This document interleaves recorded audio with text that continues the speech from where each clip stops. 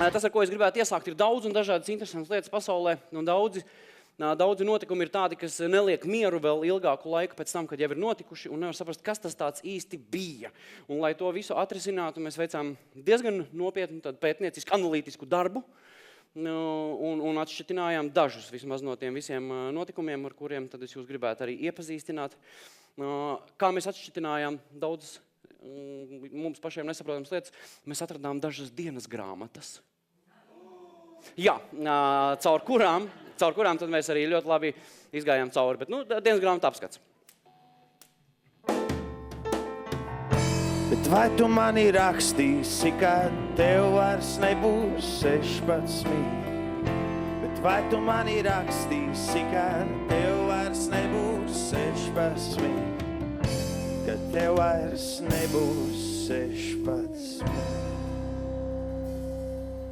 Tas neliels dienas grāmatas monologs bija tas, bet ziņa, kura mums radīja tik daudz jautājumus un kuru mēs varējām šķetināt caur dienas grāmatu. Iespējams pamanījāt, iespējams ne. Agresīvs bebrs Daugavpilī naktī uz ielas uzbrūk cilvēkam. Glābēji notikušajiem netic, tas ir reāls stāsts. Tad vīrietis naktī, kā jau ir teikts arī virsrakstā, viņš iet pa ielu, nāk pretī bebrs. Diezgan draņķīgā noskaņojumā, acīm redzami. Viņš vīrietī saskata kaut kādu potenciālu apdraudējumu, metās virsū. Es saprotu, ar padeni vai kaut ko līdzīgu viņš viņu dabū pie zemes. Ja, un momentāli iekož kājā. Vairākas reizes. Tiklīdz tas vīrietis mēģina kaut kā kustēties, bebrs atkal kož. Ja vīrietis nekustās, bebrs viņu uzmanīgi vēro. Tas ir tas, kas notiek. Kamēr vīrietis guļ, viņš saprot, ka nav jēga cīnīties un celties kājās. Viņš zvana glābšanas dienestam. Miniet, ko glābšanas dienests. Saka, beidziet ākstīties, ja, un noliek klausuli. Loģiski, ka neviens uz to neatsaucās. Tad, ko dara vīrietis, atgādinu vēlreiz, tas ir reāls stāsts. Tādā vīrietis zvana savam draugam, izstāstīt, ka viņam ir uzbrucis bebrs, lai viņš atbrauc palīgā, lai paņem kaut kādu bebru ķeramo verķi, kas katram mājās latvietim ir, un brauc savaldīt trako bebru. Tas draugs domā tieši to pašu stāstu, ja, ka tas ir joks, bet beigās viņi pārliecina, ka tas nav joks. Draugs steidzās savam draugam, bebru sakostējiem palīgā. Viņš brauc ar auto un pārkāpj ceļu satiksmes noteikumus, viņu aptur policija. Un policija viņam jautā, kur tā steidzaties. Un iedomājies, ko muļķīgi viņš var atbildēt. Man draugu bebrs sakot. Es braucu viņu glābt. Skaidrs, ka policija kaut kādu brīdi viņam netic, bet ņemot vērā, ka čalis ir nopietnā izmisumā, policija viņam nolēma sakot, ja, un brauca līdzi pie tā sakostā drauga, tā, ka viņi tur nonāk, viņi ierauga tiešām bebrs vēl ir uz vietas, vīrietis guļ nekustīgs, izliekās par baļķi. Iespējams, tā ir reāla bilde, starp citu. Jā, vīrietis izliekās par baļķi, viņš ļoti nopietni paņēma izlikšanos.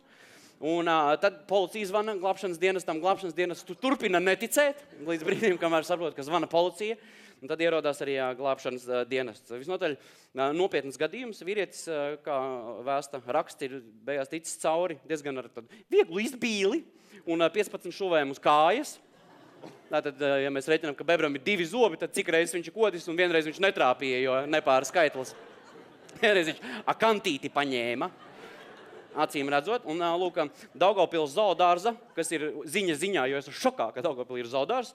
Daugavpils zoodārza direktors Mihails Pupiņš, kas paliek arvien rēcīgāk, kā jūs saprotat. Tātad Pupiņa kungs skaidro, es nezinu, kā to var uztvert nopietni, bet jebkurā gadījumā, nabaga Pupiņa bērni, ko lai es saku. Tātad, bebru tēviņi, viņi pavasarī tiek izdzīti no mājām, bebru mātītēm, es gribu teikt. Ja, un viņi meklē jaunu mitekli. Un tad viņi tad acīm redzot brauzo pa Daugavpili, domā, kur viņi varētu skvotot, kamēr atrodās kaut kas normāls. Un šitas ir reāli bez nekā pīpēšanas, vienkārši dzīvē. Tātad, ko Pupiņš iesaka gadījumā? Oh my God. Uz to var pilnībā paļauties. Kāpēc šitā dara, tāpēc, ka man Pupiņš teica? Jā, un visi uztver, ka jūs esat pilnīgi normāls, ja jūs esat no Daugavpils. Jo tur ir tikai normāli. Tātad Pupiņš iesaka izvairīties no bebriem. Ja jūs redzat tādu agresīvu dzīvnieku, kas jums tuvojās un riktīgi ir noskaņots ar jums kaut ko meņģēties. Kas jums ir jādara? Jūs varat bēgt, opcija, ko piedāvā Pupiņš. Jūs varat nomest kādu lietu, lai bebrs tā kā, ko tu nomest? Un pa to laiku jūs aizbēgat. Vai arī uzrāpties kokā, ko jūs zinat, kamēr bebrs nograuzīs, kaut kāds laiks jums būs. Oh my God. Nu, lūk, un visu šito izlasot, ir absolūti neskaidrs, kā tas viss patiesībā varēja notikt, bet mēs sazinājāmies, kā jūs teicu, mēs veicām diezgan nopietnu pētniecisko darbu. Mēs sazinājāmies ar Rīgas bebru. Lai noskaidrotu to situāciju, un jā, viņš rekur arī ir. Nāc, kungi, Rīgas bebrs!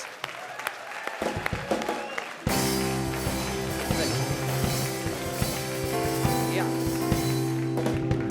Un... Sveicināta visa Rīga. Es esmu jūsu simbols Rīgas bebrs un arī visas Eiropas kultūras simbols. Rīgas bebrs. Paldies, ka tu varēji atbraukt. Tas ir pirmkārt ierasties uz raidījumu.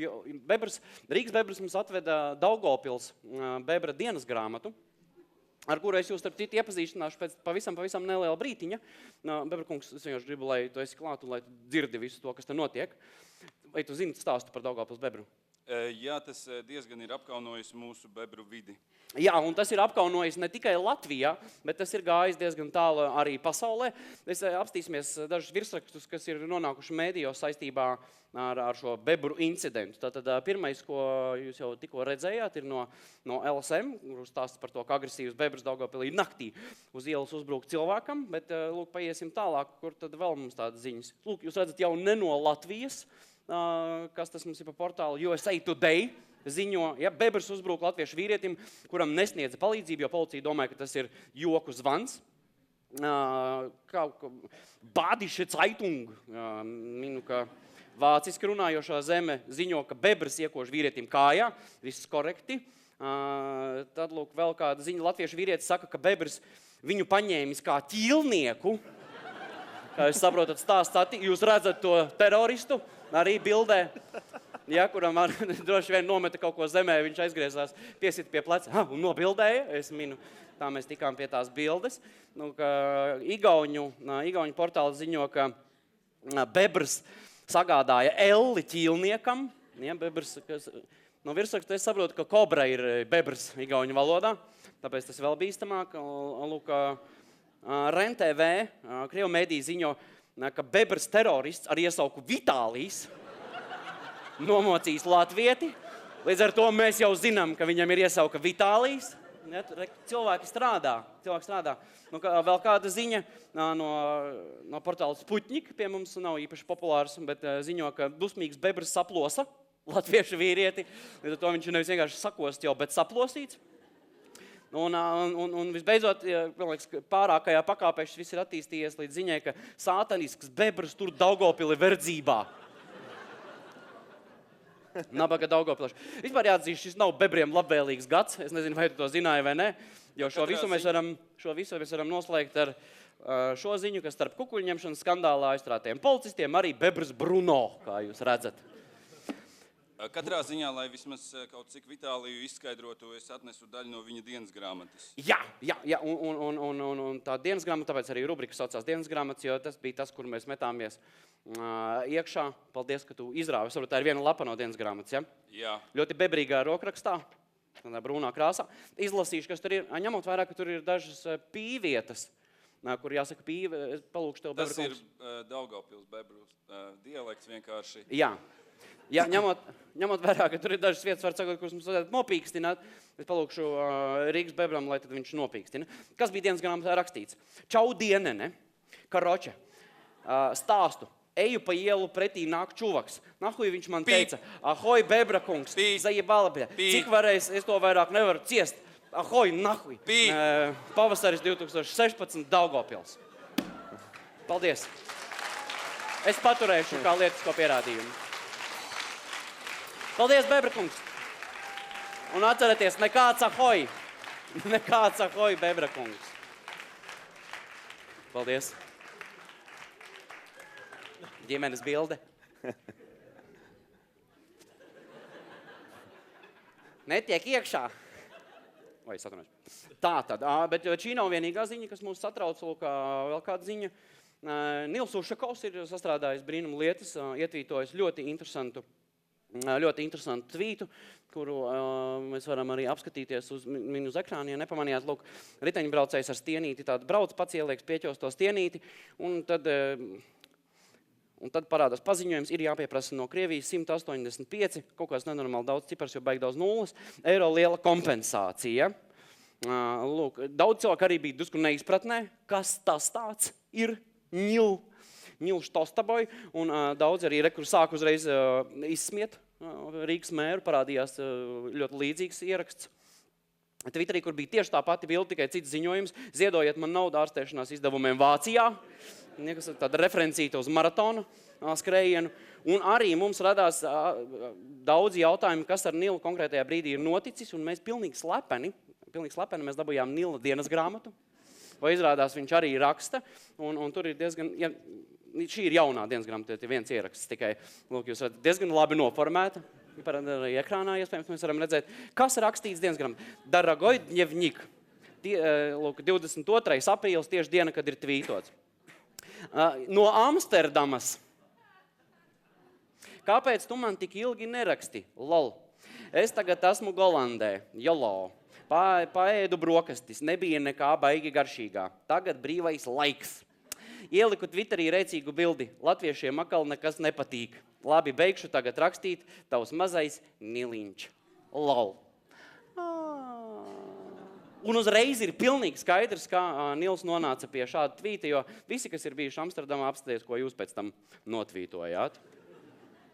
Un dienas grāmatu apskata noslēgumā mums ir vēl viena dienas grāmata, tas nebija nekāds pētnieciskais darbs, tas bija vienkārši apskatīties apkārt darbs. Mēs atradām tepat pie mums backstage'ā, mēs atradām dienas grāmatu, lūk, šādu jauku bildīti. Un kā izrādījās pašķirs to dienas grāmatu, tā ir dienas grāmata, ko ir rakstījis Nauris Brikmanis. Dziļi violets solists, ar kuru starp citu... Kāpēc tu esi tik pārsteigts? Tavējā. Jā, un mēs laik domājam, kāpēc viņš ir tik priecīgs, sēž, un prieka iemeslu mēs arī atklājām tieši pateicoties dienas grāmatai. Ieraksts. Mīļo dienas grāmatiņu. Sāc arī bildīta.